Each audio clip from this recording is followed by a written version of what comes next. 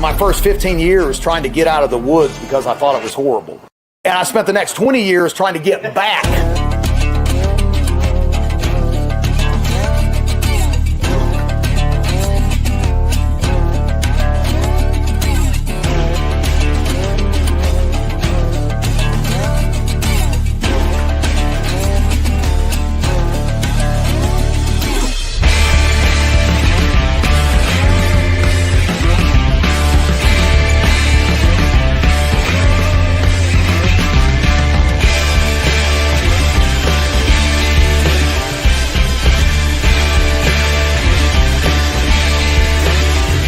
The truth of the matter is we need to be well-rounded individuals like our forefathers were.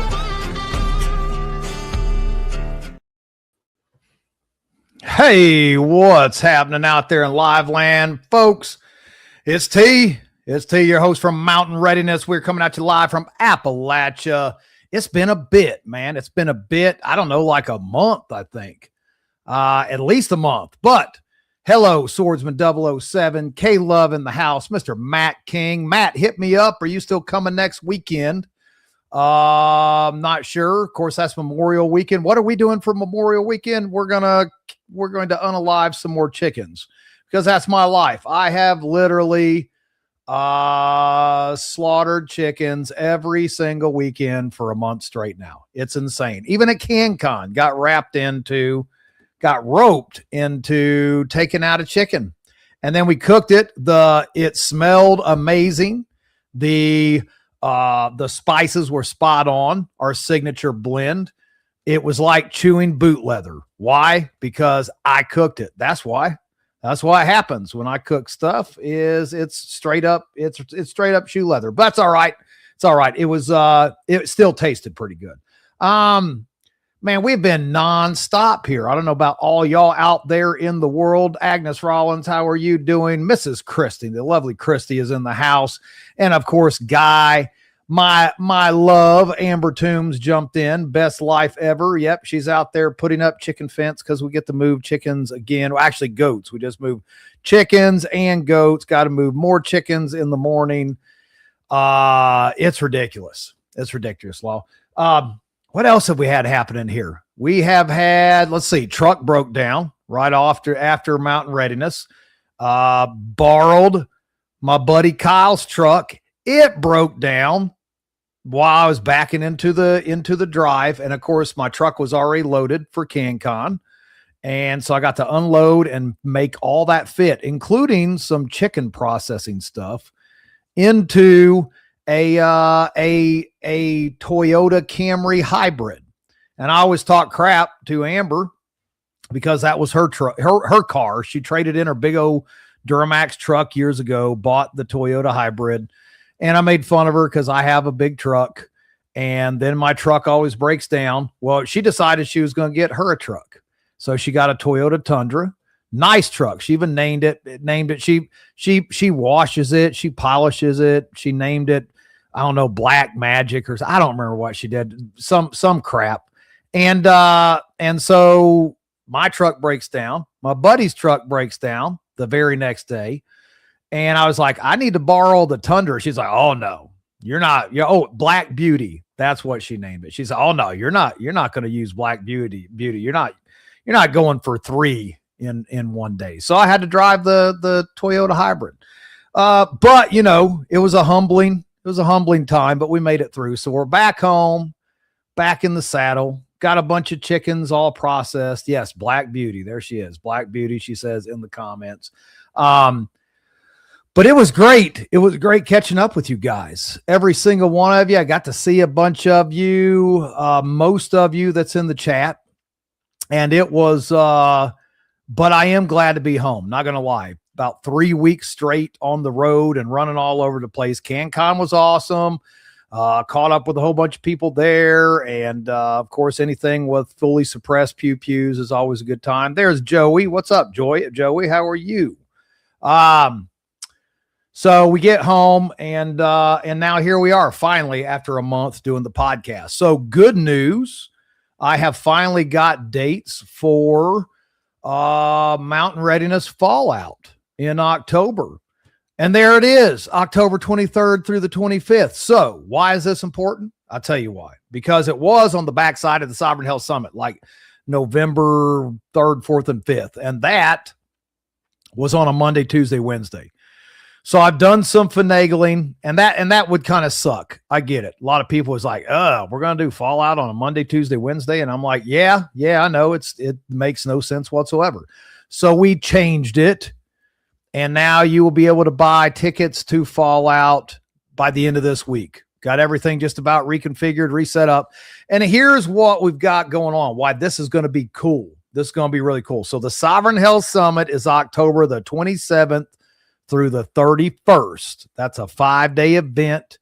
And of course, all those holistic healers, all those awesome people is going to be there. Barbara O'Neill, Dr. Tenpenny, Doc Lee Merritt, Jonathan Otto, Dr. Ely, Pat Militich, Doc Will Spencer. I mean, we just keep going on and on. Billy Bond, which is also my partner on this. But here's what I decided to do. I was like, you know what? We got so much crammed in to this, like 9 days total, that I'll put the Fallout on the weekend before.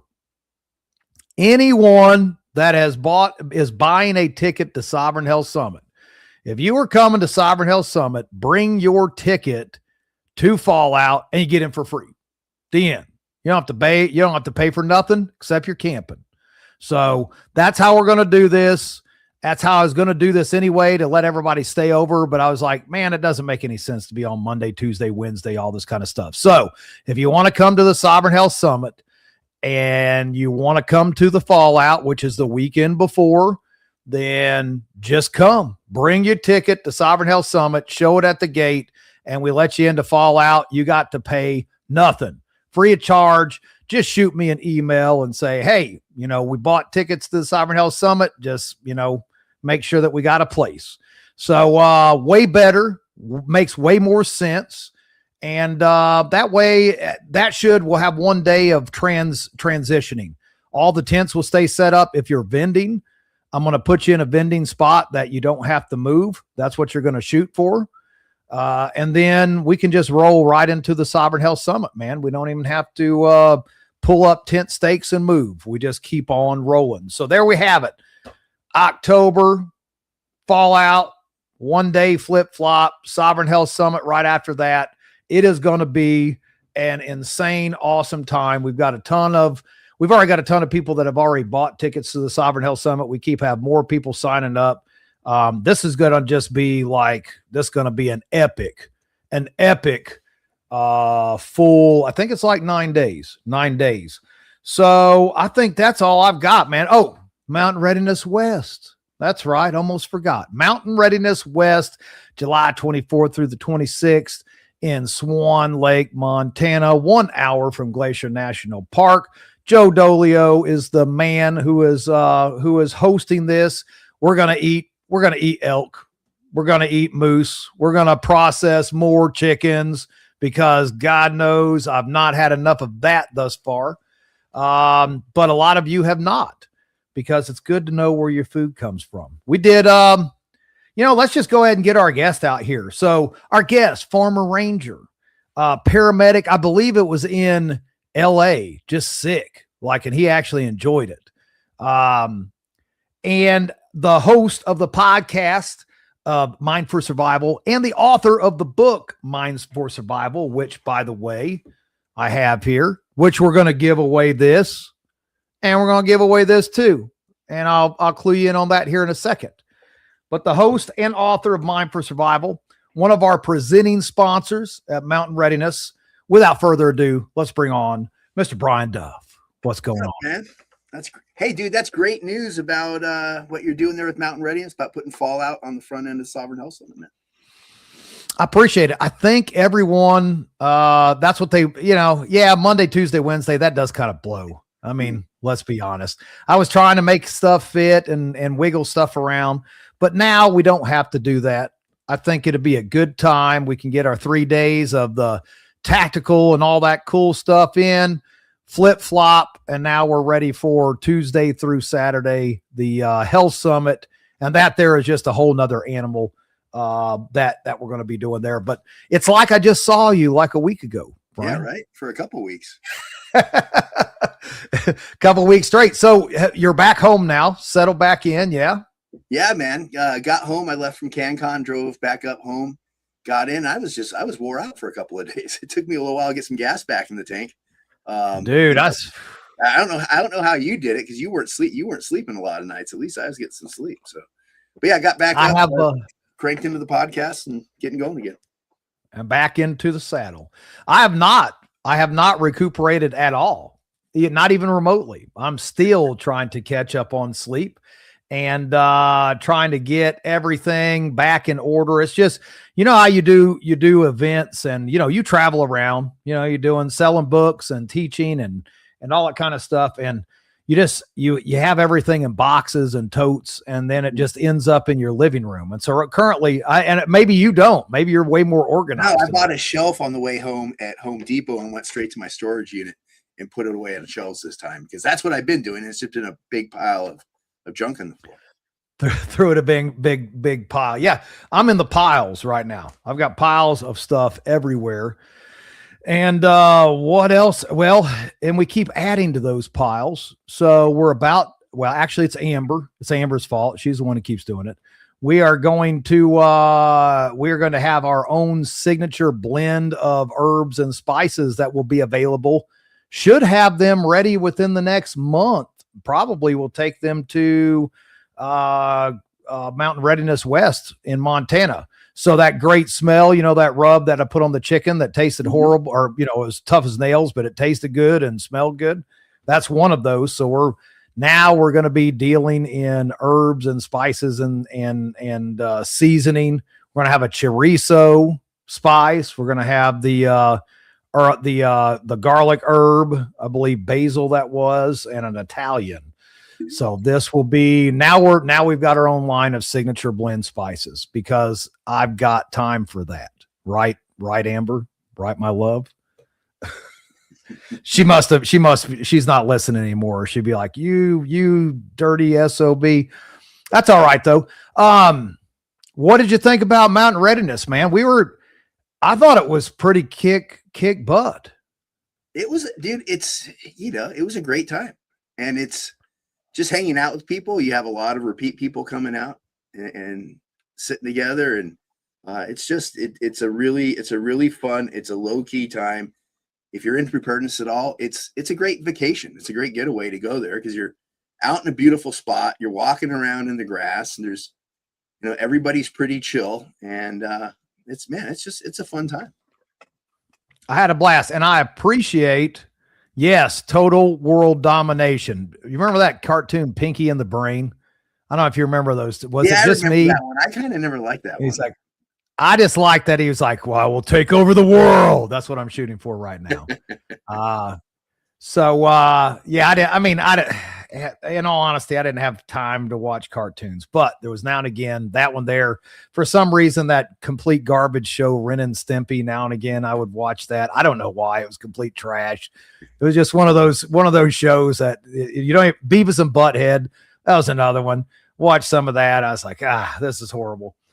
Waste of time. But and then we went to CanCon. So Mountain Readiness, that was 2 weeks nonstop setting up, and then had to get it all tore down, which again, thanks, because you helped me break down some tents and get those wrapped up, because we had to be on the road Wednesday then to head down to CanCon in Clinton, South Carolina. And then we did CanCon for, how long were we in there? 3 days, 4 days, something like that, 3 or 4 days.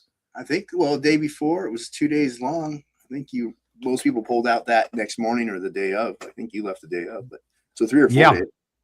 Yeah, 3 or 4 days. Those were long days down there too. Good days, but I mean, you know, you're sitting on the booth from 7 in the morning till about 5, 6 in the afternoon. It's long days.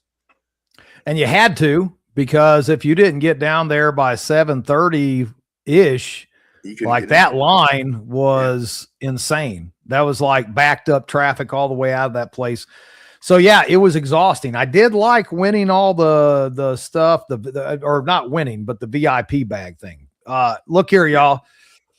If you have the cash, and it's not cheap, but you can triple to quadruple your money. CanCon, Recoil Off Grid, they do a VIP ticket every year at each one of the events. And I'm here to tell you that VIP ticket rocked. The stuff that we got, what was it? AK, a can, a pistol, a whole bunch of gear, triggers. I mean, this thing was loaded down with like close to $5,000 worth of merchandise and hardware.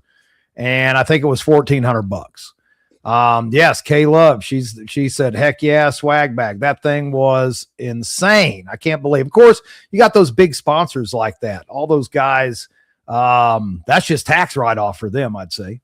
Yeah. Exactly. So, and then here we are again. So let's delve into, I think everybody knows you out here, but there's going to be somebody that doesn't. So just give like the short rundown dissertation. Who is Brian Dove? Man, I am the experienced end of a whole bunch of screw ups throughout my life.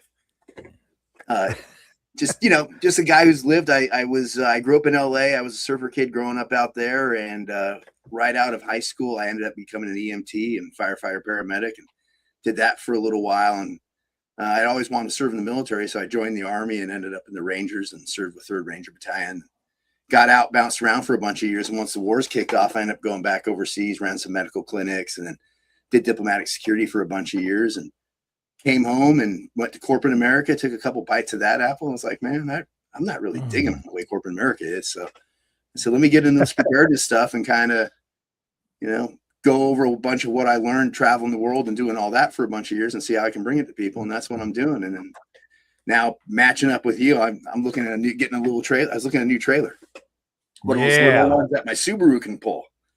And for Mountain Readiness West. Did you just say Subaru? Did you just say Subaru? Dude, hey man, check it out. Hit me.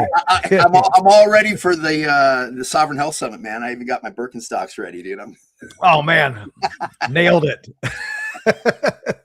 Dude, that car is great. Hey man, this place gets like 80 inches of snow, something like that a year. So that Subaru does me great.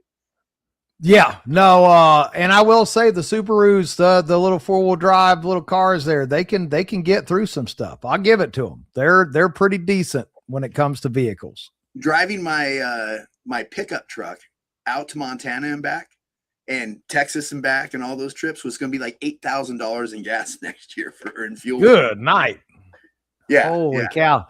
So whoa, the Subaru, Russ, man, the Subaru does great. The Russ of Oz back there behind the curtain, and big thanks to Russ of Oz back there doing all the buttons. He just said he saw diesel for $7.50 a gallon in Indiana. That is insane. And that isn't even California. What the hell? That's nuts. Christy said in the chat, she said she asked if I've thought about doing a deeper dive in the PTSD class, and I did do a PTSD class. Yes. At your event this time. And it was great. It was a really good class. I think it went over well. So I'll be doing that class at more events as we move forward. Give us a little teaser into that class, because of course I don't get to see any of these classes. It's always after the fact, but PTSD, I mean, it's a lot of people are like, I don't have PTSD, I mean, is it a thing? And how do you even know? Yeah, it's a real thing, man. I didn't think it was a thing. Up until the day I got diagnosed. I always kind of thought, you spend enough time with having people beat you up or try to kill you, it's going to change the way you look at the world, which it does. But what PTSD is a bunch of unprocessed memories, a bunch of memories going around in our head, and our subconscious mind that's trying to protect us picks up on those memories as if they're really happening in the here and now. And so it gets us all fired up like, hey, the world's on fire. Let me do something about it. So when you have PTSD, you can run this whole gamut of emotions from anxiety to depression and everywhere in between, man. It's a rough haul. And the best way to get, if you feel like your life's running away from you, you're like, man, I can't, I'm really struggling. If you're struggling to take showers, you're struggling to get things done, you always feel like you're on edge. Go talk to somebody a little bit, man. you know, and they'll tell you, like, you know, it's kind of like when your truck went out and you lost the bolt for your rim, your wheel or whatever it was. You went down there, like I would have been dead on the water calling AAA. You went down there and literally pulled a zip tie out and somehow reattached your wheel with a zip tie. I'm still not sure that this happened, but I do know that your truck was wobbling and you used a plastic zip tie that you used to get your truck going. So, right. Yeah. You were able to pull that off. Me trying, like, I can't pull that off. So I needed, you know, when I was going through my stuff, I needed professional help. There's no shame in it. What it does is it can help chill you. It can help chill you out. And with enough time, it can help get your life back and make your life better. And that stuff that bothers you can be put in the past mostly. Nice. And, you know, I think everybody also, when it comes to PTSD, they look at it as, you know, military, you know, law enforcement related and stuff like that. But I mean, just anything. I mean, we're just talking about trauma here, correct? This is just, we're talking about trauma. I try to look at it this way. You know, people do try to, one of the things that happens is when you have PTSD and you have trauma, you try to downplay your trauma in comparison to other people's trauma. That's just the way it works.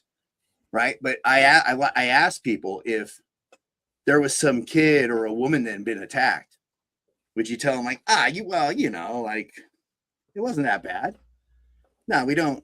That's not what we say, right? It's all bad. It's all trauma. Now, part of the problem with trauma that can happen in wartime or in really hard times as preppers, SHTF times, is that there's so much trauma happening, you never get a chance to process it. So you're just like a sponge. You absorb it, and then one day you can't absorb it anymore. Do you think people play the PTSD card though? I mean, there's sometimes I'm like at a certain point, or is it maybe it's just they're crying out for some help. I don't know. Is that? Well, I think it's a spectrum, right? I think life is the bell curve, right? You have some people that will play it, some people that won't play it, some people that refuse to admit that they have it. And so it can be all of that. The thing that I know from my personal experience is when I was at my worst, like if I could make it, when I could make it into work, I was running the training center for North American Rescue out in Las Vegas.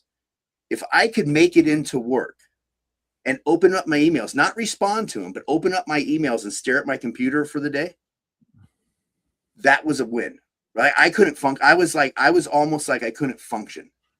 And it's because my brain was just going so not crazy, but it's just worn out from everything because it thinks that all the stuff that happened is happening here in the present, and it doesn't understand why you're not responding to it. So it wears you out. And so when I was at my worst, like, dude, I couldn't function. I was looking at storm drains to live in.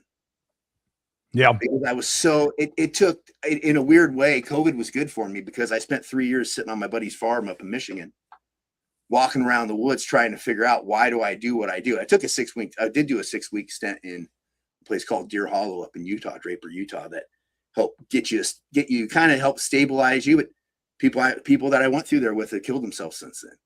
But they gave you the tools to start working on your own stuff. And then over time of going through COVID, hey, why is this thing that's happening getting me so, you know, put your adjective for depressed all the way up to anxiety here. Why is this thing gotten me so crazy or spinning me out where, you know, hey, I can't even take a shower. It takes me 4 days to try to take a shower because it's just the way my brain's firing off.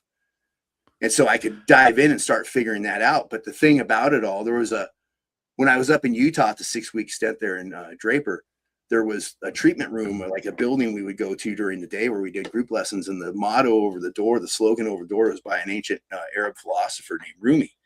And it said, the cure for the pain is the pain. And I think, you know, maybe with ayahuasca, maybe with ibogaine, DMT, whatever these other, you know, with the hallucinogenics they're working on, maybe there's a different way around it. But I think a lot of times is like having to process what was a really painful time and move through that. And that's really hard to do. I mean, imagine some of the most painful shit you could have happen, and you're trying to work your way through that. And there's some people that can't touch it because it's so painful. Other people that it drives them for the rest of their life, you know, with their doing the behaviors the way they behave. Yeah. You know, I I don't know if it's PTSD for me or anything like that, but I will say this. I feel like you said about the computers, on a day that you could just open up and look at your emails, that was a good day. My last job, I can resonate with that 100%. Mm-hmm. Like every day it was a struggle just to open the computer without wanting to carve my wrist. But at the same time, I want to say, and maybe PTSD, the acronym itself, it's a very broad, covers a lot. But for me, I almost feel like in the world that we live in today, our biggest problem with having these things like PTSD and stress and anxiety and things of that nature, I think we just got too much fucking time on our hands. Like in idle time, like the thing, and I'm not saying that, let me retract that, but let me say this in a little bit different way. All right. When your job is staring at a computer screen, and we all do, this morning I was on the computer. You've been on the computer multiple times today. I'm sure we're on the computer right now. 100 years ago, this shit didn't matter at all. And it feels like things like this drive that stress. It drives like the world we live in, being stuck in traffic. Like I have some of the worst road rage now. It is insane. And maybe it's because I'm living back in the woods here. And so when I actually go into town and have to interact with other drivers, I want to stab people in the throat, And so I'm like, oh, that's PTSD. Or maybe it's just like, we're not supposed to we're not meant to live like this. Well, I think that could be true. And I think whether it's PTSD or it elicits that reaction, that's all something that's happening within us, right? Like you say, like when you're in traffic, dude, I used to do it. When I first got diagnosed, my very first therapist says, what do you want to work on? And I was like, I drive home 12 minutes. I had a 12-minute commute outside of DC, 7.3 miles. I would lose my shit 3 times minimum on that drive home and want to tear my truck out and just about ready to jump out and run down at the next stop. And what are you doing? So that was that's the first thing I want to work on. Right. Well, regardless of what was causing it, the issue is it's not a normal reaction. It's not the reaction you should be having. It's like, hey man, did that guy cut me off? I don't give a, I'm going home. I'm home in 12 minutes, but it's an emotional reaction that happens within our brain. That's where our subconscious gets us going with our fight, flight, or freeze, because it's reacting to what the situation is. And it's not reacting in a positive manner. That's what a lot of PTSD is, right? You're not reacting necessarily positive to what's going on. And do people ham it up and do some people probably fake it? Sure they do. All I know is when I went down the rabbit hole on it and I'm sitting there, just looking down the end of my Glock and trying to find a reason not to pull the trigger. It's oh, this is what this thing is that I didn't think was real. It's kind of like the first time I ever had real back pain, right? When I was first a paramedic, I'd see some of the back oh yeah, I can't move. And I'm like, what do you mean you can't move? Come on, man, you can move. Everybody can move. It's not broken. And I didn't have any idea. And then one day I threw out my back and I'm like, oh, this is what they've been talking about. Right. So I think, and then we live in a society where people want to be victims about stuff. And the sad part about it is, and I think it's come out a lot from the veteran community in a lot of ways, is there's a lot of potential for taking care of a lot of this stuff now with the hallucinogenics, with cognitive behavioral therapy and working on it. There's a lot that people can do that we're getting to the point where they might be able to get on top of it. It takes some work, but if you do have it, you don't have to feel bad for the rest of your life.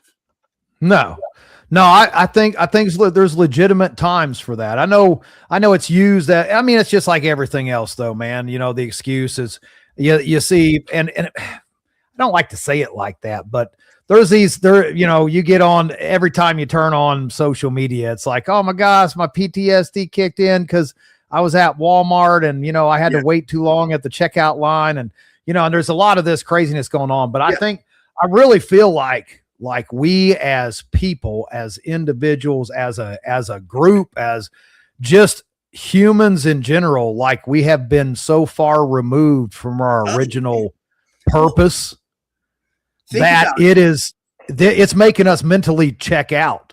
Well, like we are mentally checking out. Think about what we were designed for, right? We were hunter-gatherers, and building a town of 50 people was a big deal compared to what our brain was wired for. And now we're, like you said, we're on you're on the computer all day. What are you doing? You're just getting blasted by information everywhere we turn. It's just information overload. And that information doesn't even have to be an email or some news ticker on TV. Information is all the information your brain is trying to process when you're driving down that freeway. That's probably why most people lose their shit, because they're on the freeway or on the highway, whatever it is, on the street. They're surrounded by cars. People are doing fucked up stuff. People are cutting in front of you and all this stuff. And so our brain's like, what is going on? It can't process everything. It's like, this is a madhouse. Yeah. So when we detect it's a madhouse, what does it do? Dude, okay, I'm going to get mad. It's a madhouse. I'm going to get mad. I'm going to yell at some people. I'm going to do some stuff. Thank goodness that cars are so soundproof these days. No doubt about it. No, I relate 100%. Amber, she said, you can't play, but it felt good putting those chickens in the freezer. It did. There's nothing wrong. That's the thing is, man, we just are hunter-gatherers. You put the nail on the head. You put the nail on the head, hit the nail on the head, because we're so focused on answering emails and doing this and making spreadsheets and that and online banking and social media. Like we don't even, man, I'm supposed to be outside barefooted, grounded out, like getting firewood put up for the hard winter. And that doesn't happen anymore. We're just so wrapped up into technology. Well, and part of the problem too is up until, I don't know, 20, 30 years ago, we weren't getting bombarded by the algorithm. The algorithm is designed to get into our amygdala. It's designed to get in our fight, flight, or freeze response, because they want us doing stuff. Because if our rational brain takes over on this stuff, it's like, hey man, you've been on Facebook refreshing it all day long. Why don't you take a break? Oh, okay. But no, our emotional mind keeps going, well, let's say, maybe something happened in the last 3. It's all by design. Yeah.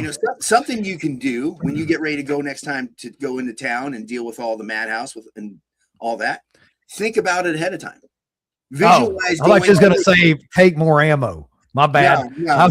Think about it. Literally spend a couple of minutes visualizing ahead of time, or 30 seconds of what it's going to look like, what people are going to do. It's going to irritate you, and go, oh, when it happens, of course it's going to happen. And you'll find you may not get as ticked off as you go. Because here's the good thing about that. When you do that and you don't get this ticked off, it's not that you're doing kumbaya land, but man, when we get mad, it releases cortisol, it releases all kinds of stuff in our system that isn't necessarily good for us, having it bombard us all the time. And since we're already doing it with social media, we get it all the time. Yeah. Or maybe we need more violence. That's possible too. This is a fact. That might be an outcome of all this. I literally, back when I was competing and in the ring training, I felt 100 times better. That whole release, get in there and beat each other's brains out and then jump out of the ring, feel like $1 million.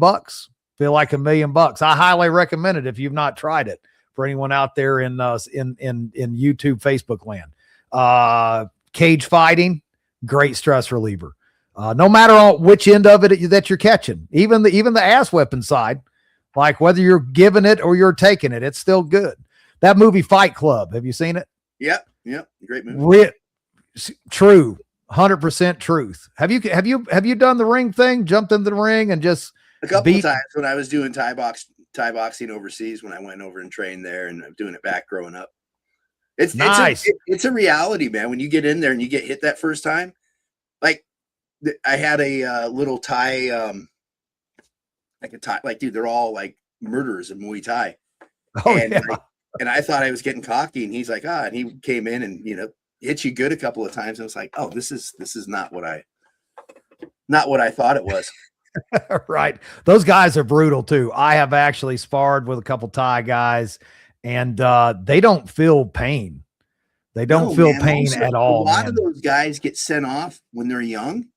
They get sent off to boxing camps because their families are so poor over there. Their families can't afford them. So part of the deal in the boxing camp is the boxing camp trains these guys and wants them, be fighters and murderers. And so they're out there. That's all they do is they train Thai boxing all day. They're just animals. Yeah. Live it, eat, sleep, breathe. That's all they do. Even down to man, I saw a documentary, these guys like taking their hands and busting them up with hammers and stuff. You ever seen them do that stuff? Like turn them into clubs.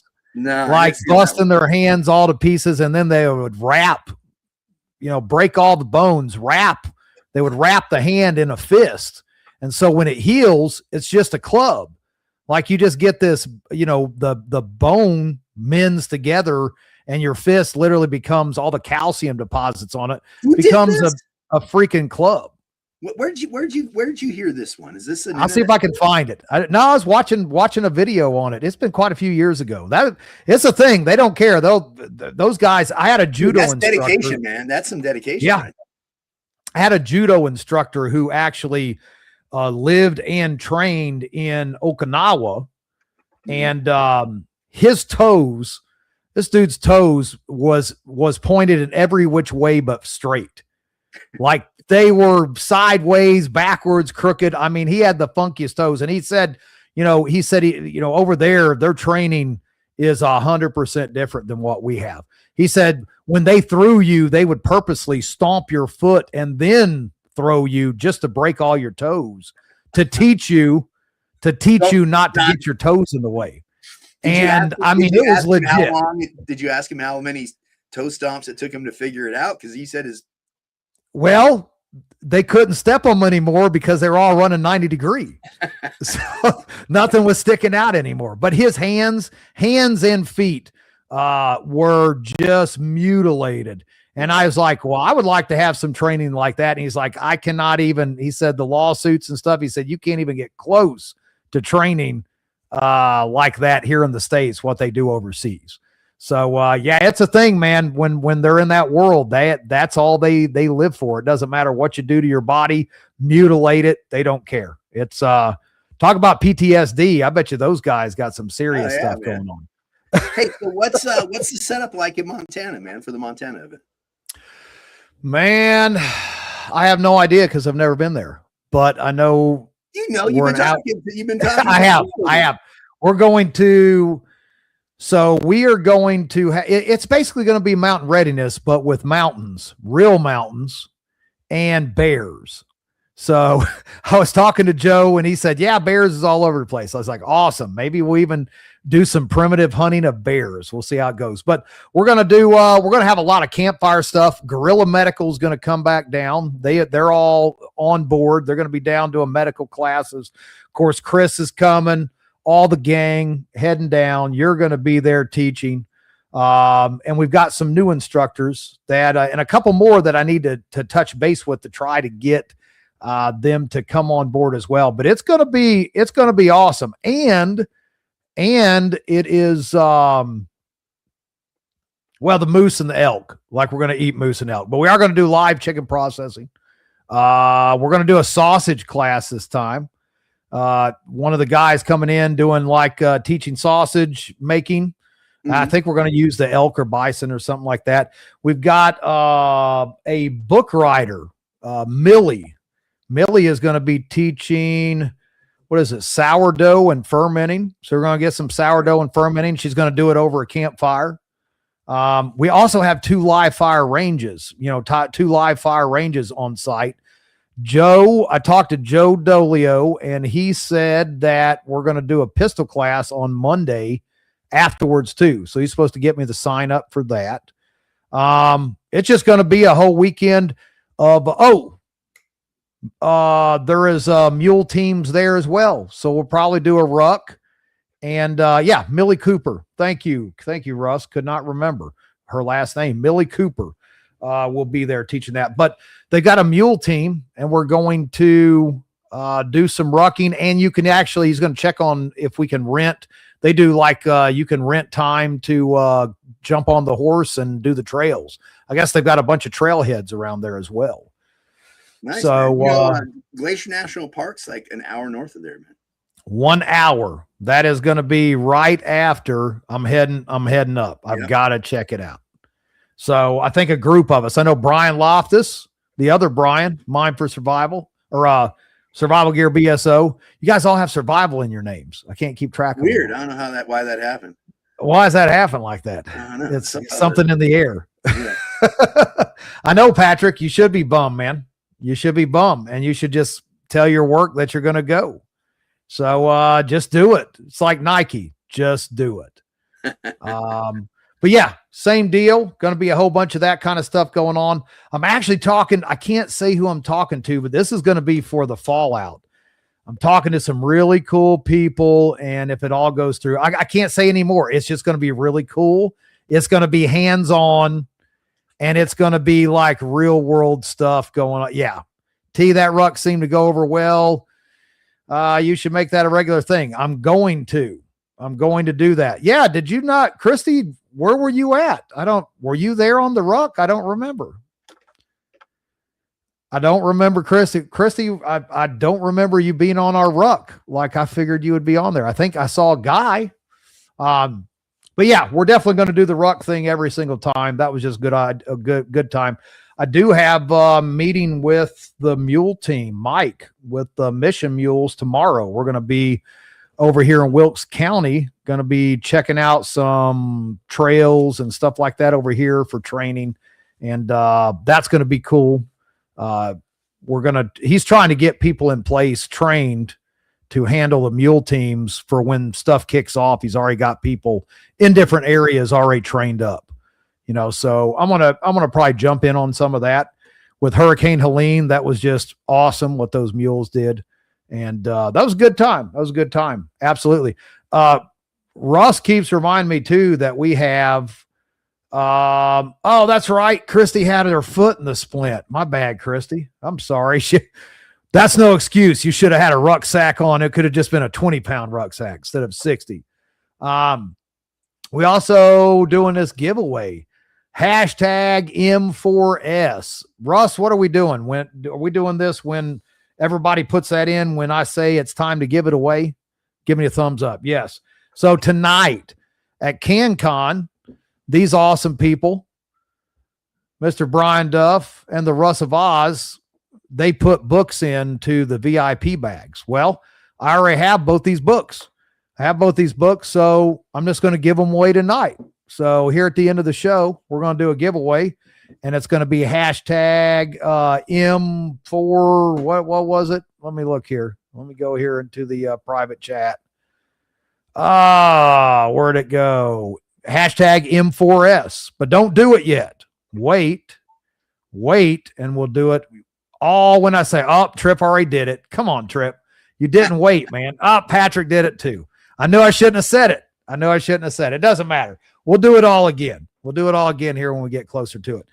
But let's talk about another one of your classes, man. You do the situational awareness class all the time. Yeah, that one goes over really well. People like that one, man. I kind of I take a deep dive. It's what I talk about in my book. I kind of go over what I talk about in my book on situational awareness and take a deep dive into the OODA loop and how that all works and how our brain processes it. And so I look at the areas where we can actually get in and control parts of our situational awareness. So if we can control certain aspects of it, we can increase it, or we can dial it up, dial it back as we need it. And so, when you get in tune enough with stuff and with what's going on around you, a lot of times you don't even necessarily have to think about it, because you understand when you get that sensation on the back of your neck, or, that weird feeling in your stomach or whatever, you understand that, oh, hey, there's something going on I should pay attention to.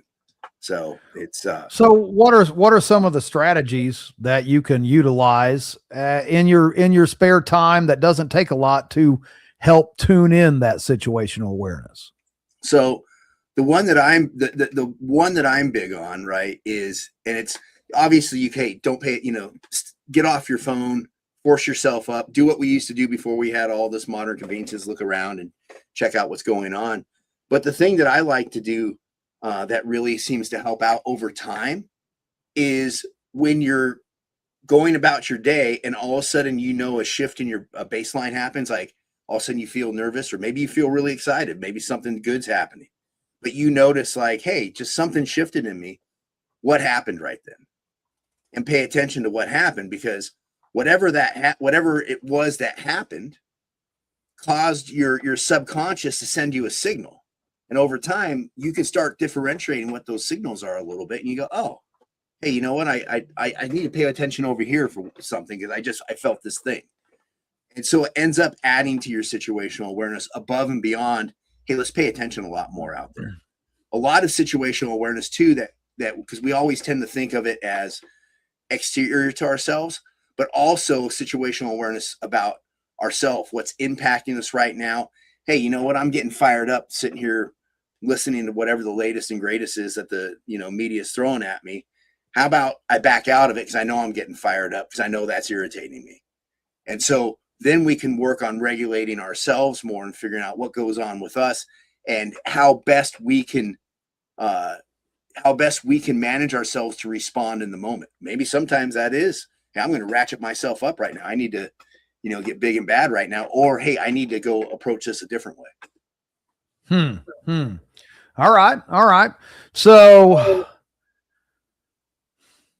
Kim's games. I know we talked a little bit. Yeah, You've talked about Kim's games and stuff like that. That's a great if you got a friend or even family. I know families sitting around.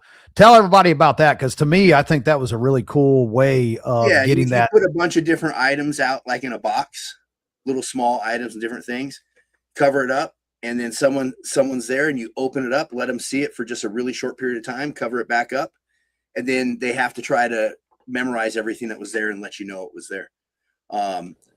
A good way to think about it, right, is like with situational awareness. A lot of people talk about the OODA loop, and they say the OODA loop situational awareness. No, the OODA loop isn't. The first two phases of the OODA loop are situational awareness, right? Orient, when I bring in all the information, all the data that my brain's going to process from the environment around me, and your personal environment is anywhere around you, immediately around the country, anywhere you have somebody you care about or something you care about that you might be invested in. That's part of your personal environment. So you're constantly monitoring your personal environment. Well, you're bringing all that data in, and as you process that through your brain, it hits the orient phase, and the orient phase is where we look at it through the human condition, our filter of all of our life's experiences, all of the lessons we've learned, our emotional responses to things, insecurities, everything that we bring to the table when we look at something. That all runs through that. And then the output of that is our perspective about what's happening in the world around us. The thing to know with is most likely our perspective is not 100% right? We're human. We miss stuff, right? We look at things in different ways. Especially under high stress, right? Under high stress. Under there. My color vision stinks, right? So if I go out, you and I walk out there at Mountain Readiness and we look off in the woods, we look at a tree, we're having two totally different experiences, because I ain't seeing the same tree that you're seeing. I'm seeing a different color tree. So, dude, you grew up living off, like really living off grid, and, kind of doing the Rambo experience sort of as a kid. I grew up as a surfer kid from the San Gabriel Valley out in Southern California. Immediately, like we bring different perspectives and different experiences to the table. So that output of all that information that we get is that perspective. So that's what you need to understand, that situational awareness is, understanding that we're observing what's happening to us, but that we're trying to get the most accurate understanding of what that is. Then the rest of it's a decision-making process. We make a decision based upon all the information we've observed. And then after that, we have an action that results from that decision. And the point of all that is, it's never the action you take, it's always the decision you make. That's a good saying. I like that. Is that did you coin that phrase? I don't know, man. I'd like to think so. I'll just claim it. That was good. Go with it, but I don't know. It doesn't seem like I'd come up with something that smart. But man, that was pretty good. I was like, man, that's nice. Well, I'm gonna have to write that down. And backing up off that decision comes from all of the information that we process. So one of the ways that you can get better at processing information or understanding what's going around you is because it's really easy to think we're right, especially when our emotional mind gets involved, right? It's really easy, like, I'm right about all this. Sometimes, and it's really hard, is look at people you don't agree with and listen to what they say. You don't have to agree with it, but maybe there's one thing that it helps you fix. Maybe it's like 0.25%, or maybe you just learn something about that and that goes, oh, that's why you believe the way you do, or that's what this is. That gives you a broader understanding. So I like to always kind of go, hey, how can I try to prove myself right by, hey, if I can prove myself wrong at all, then I know I'm not right, but I get better over time. Right. I like it. That's good stuff. That is good stuff. Paramedic, did I get that right? It was LA. LA. Yeah, I started as paramedic in LA in 89. I did my internship down in just north of Compton in Inglewood, and 107th and Crenshaw when it started. So it was wild times, man. It was crazy. The fire station had bars on the windows. That's a scary thought. Like, even the fire station has to be protected. Firefighters are always loved too. You know, like paramedics. Like, everybody's supposed to like paramedics and firefighters. Supposed to. It doesn't always happen at the time. You need bars on the windows. That had to be a real shell shocker to start.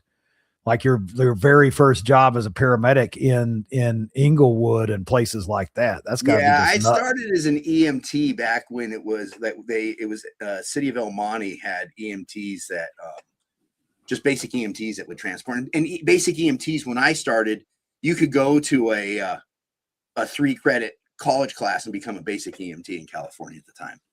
So I ended up working at the City of El Monte, which was a really big Hispanic Mexican gang area. So a lot of shootings and a lot of that there. And then when I got to South Central LA, it's like, oh, this is like going kind of from, they were legit shootings, but like you get down to South Central at the time. And like I went to paramedic school in 89. That's when I started down there. And it was, I saw more gunshots in South Central LA, I think, during my time there than I probably did overseas. That's bad. That is insane. Yeah. I would like to just roll along for a couple of days, do the ride along thing just to see what it was about. Cause that had been crazy. Just one to the next. There was one day. Well, Christy asked how the saying go. The saying is, it's never the action you take. It's always the decision you make. That's where our problems come from. It literally sounds like something G.I. Joe would say. Like, go Joe, bam. Like I could hear that on G.I. Joe. Great saying. Swordsman asked, did I see a lot of gang violence? No, I never saw any of the NWA guys, but they were down. That was the area they were out of. A lot of them. And so, but a lot of gang violence. I think the most I ever had was went on a shooting early in the afternoon. And then over the course of the response shootings, probably 6 different shooting incidents with multiple people shot. So it was, and hey man, if you want to go down the conspiracy rabbit hole, something that really got me upset about it, even more upset about it, I guess, was I think I told you about the book Dark Alliance by Gary Webb.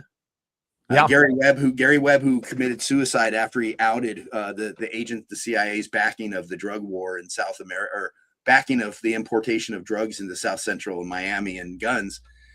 That Gary Webb, who shot himself with 2 different caliber guns when he committed suicide. Right. That's a really good book. And it was really interesting because it made me realize, like, oh, they were that, because I always wondered, where are they getting all these guns from? And they were importing with the cocaine through the agency. So, but yeah, there was a lot of, the 80s back there. I would say it's probably like what Chicago, when you hear about Chicago now, it's probably like what that is. Kind of probably think those people Chicago are earning their keep on EMS.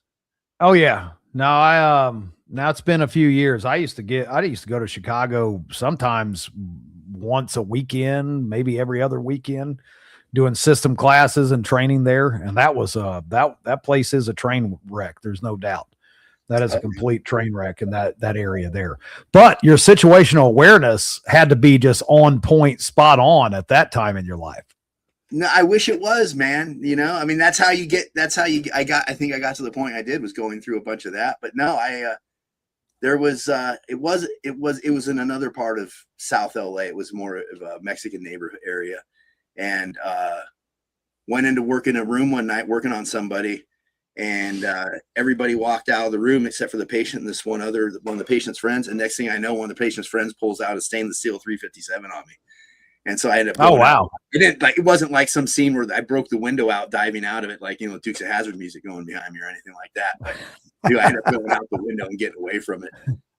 So no, my situational awareness that day, like, I didn't pick up on that. But it's those lessons that you get that we can look back on and go, oh, not what did I miss, but where was my mind focused on that caused me to miss what was happening around me that I didn't pick it up?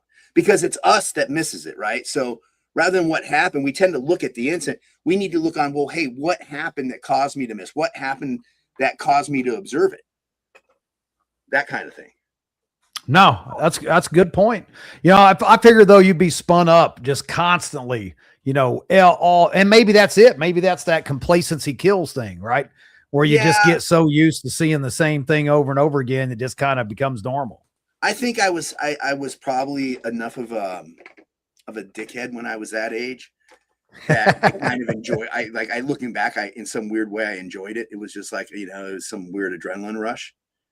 Right. But all that takes, that all eventually caught up with me when all those experiences hit me when the PTSD pulled the rug out from under me in 2017. So it's like, I look back on my life and I'm like, oh, of course, like, I'd be an idiot to think I wouldn't have had it. Like, right. But no one knew about that kind of stuff back then. Right. It was one of the things, it's that's kind of good now that's happening is people are starting to recognize it more. It's like, oh, and you know what? If you get in there and work on it, it won't be a problem. You can go back to work. Like, everything's good.